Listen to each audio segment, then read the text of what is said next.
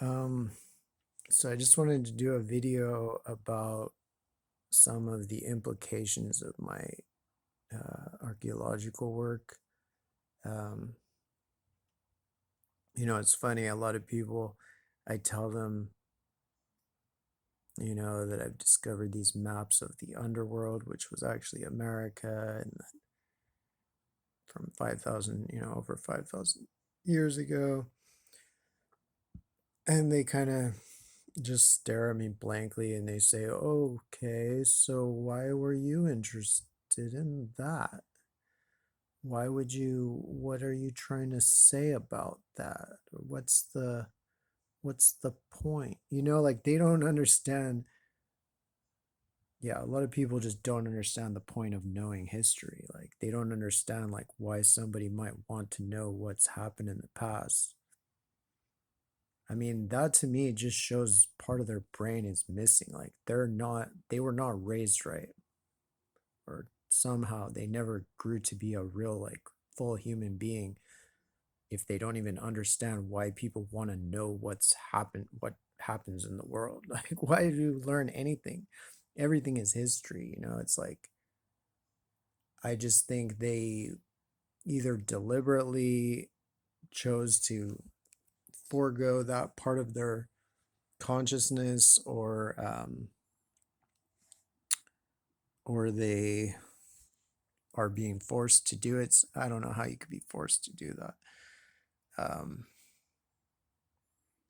anyway, it's a total disgrace, like how ignorant. It's not just how ignorant people are, it's that people love ignorance. Like they hate knowledge.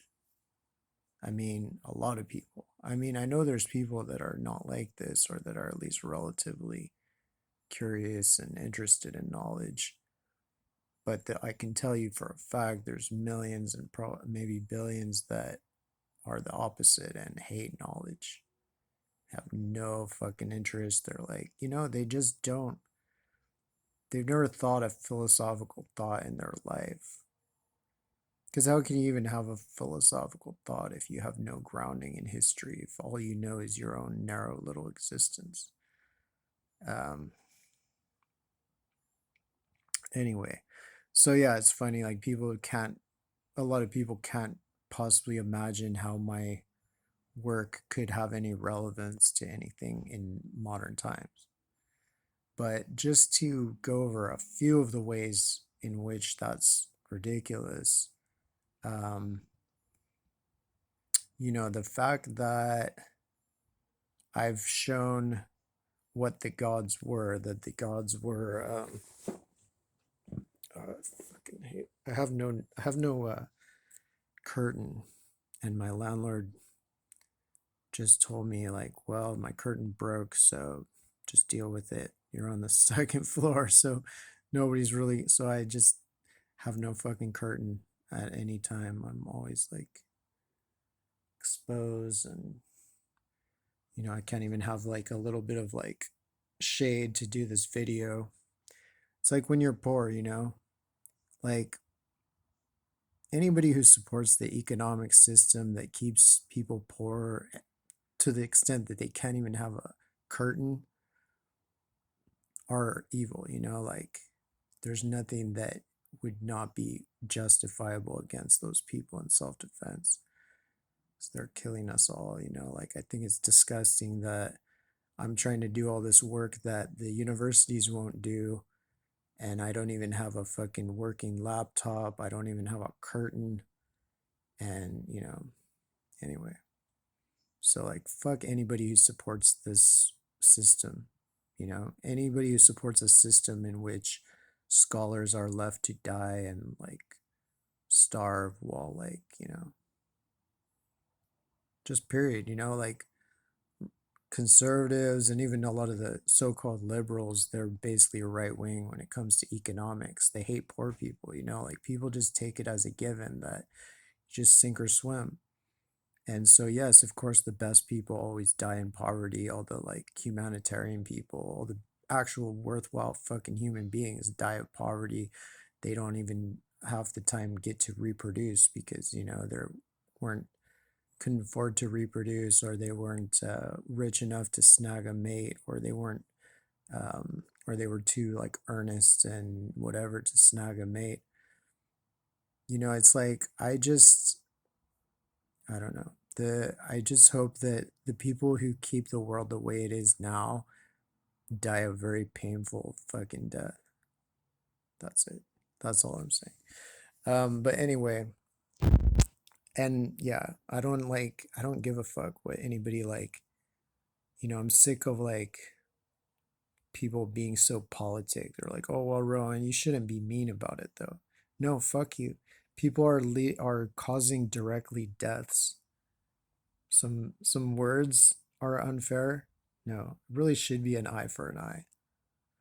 You know, a friend of mine was recently telling me like, he was paraphrasing Gandhi about like an eye for an eye makes the world blind, because he was assaulted by some psychopath, and his eye was he only has one eye now, and he's homeless, and anyway, he's like saying an eye for an eye makes the world blind. But I'm like, I mean, I didn't say this, right? But I'm like, dude, you didn't even like take anybody's eye. Like it was just some psycho that attacked him for like saying the wrong thing or something. So honestly, an eye for an eye would be good, because it would mean the cunt who took his eye would actually lose his eye. And newsflash, like spoiler alert, he wouldn't take the eye in the first place if he knew that he would pay for it with his own. So Gandhi can suck my dick. Like if Gandhi wants to cut out my eye and then say like, "Oh, but you must be the bigger man and not take my eye in, because just because I took your eye doesn't mean you should like take my eye." Like, no, cunt. If anybody took my eye, I would take their head, and anybody who would expect different. I mean, that's how Christianity has completely destroyed the Western brain. This like turn the other cheek bullshit that the Roman Empire invented to make everybody like uh, eager slaves, eager little fucking minions. Anyway, um, all right, I don't know when this is gonna cut me off, but it's like my phone doesn't let me go for very long, and it doesn't have much memory or whatever. But anyway, to the point, how is my work relevant? Well, for one thing, I show what the gods are, right? So I show that Zeus is Jupiter. I show that um, you know, Odin is Mercury. Um, you know, like all the gods, all the main ancient gods were either planets or sometimes land masses. In this case of Osiris, he seems to be Afro-Eurasia, although he probably also has celestial counterparts.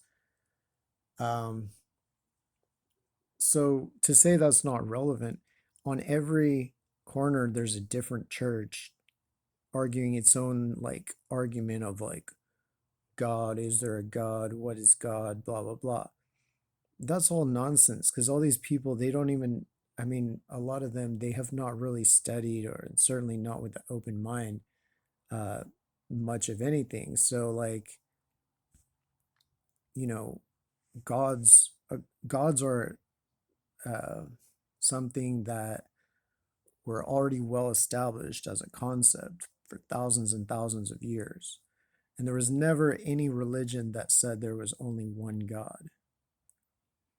Even Judaism doesn't never said that. It even talks about multiple gods in Judaism. So then the question becomes, are the gods real? What are they? And since it's very easy to confirm that they were planets and stars and land masses, it's extremely easy for anybody with a functional brain to look at, the data I've collected and understand that it proves that, um, or at least that for thousands of years, the people who worship these gods saw them as these planets. So to argue with that would be pretty silly. So yeah, gods exist. I could, I would take that to court. Gods exist. I proved that with this work. So I could go to every church on every corner and I could tell them, yes, gods are real and they're planets mostly. Um, but there can be sometimes like a cosmic all-encompassing deity, like Vishnu is that. He's a god that is everything, even though he also contains all the other gods. So, because people are like, oh, but monotheism and Trinitarian, whatever, it's all the same thing. It's like, the question is, do gods exist? Traditional, the traditional definition of God, which is basically immortal things, whether they're planets, stars, or land masses or rivers, they exist. If somebody's going to tell me planets don't exist, then okay. But so therefore, I've already proven that the gods are real, and I've proven what they are. So if what the gods are and their existence isn't relevant, then why are billions of dollars being made over the different arguments about that every day to this day?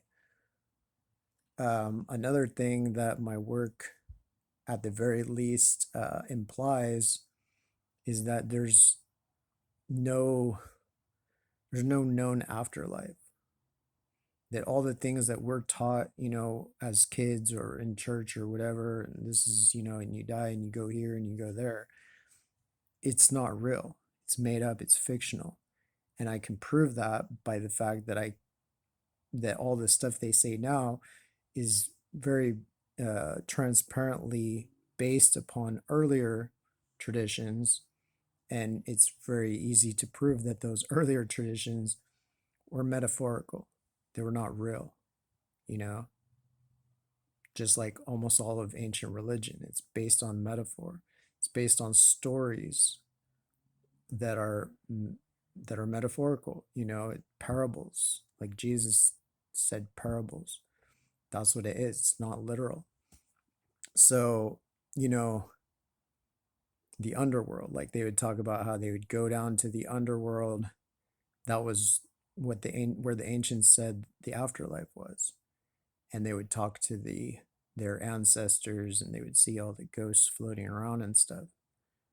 But now that I've proven that the underworld is America and I've found maps like detailing every, section of it, it's obvious that no, America is not filled with a bunch of ghosts or anything. And it's just obvious in general that all of this is metaphorical. Like it was a way to uh, detail the geography of America and of the rest